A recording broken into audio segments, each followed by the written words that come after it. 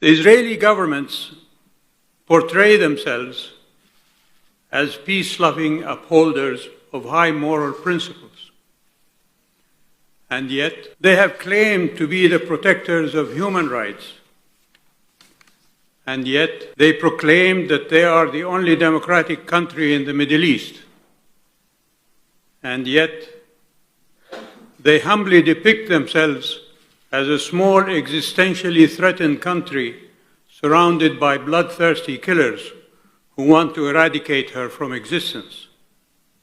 And yet, they declared war on Hamas as a terrorist organization. And yet, they profess that they want to be friends with Saudi Arabia. And yet, all Israeli governments are the last of the Western colonizing powers of the Middle East.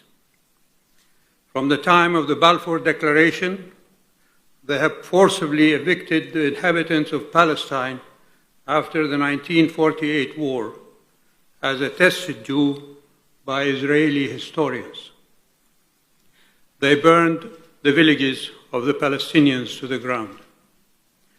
They repeated that calumny after the 1967 war, when more of the inhabitants of what remained after the 1948 war were equally dispossessed of their lands.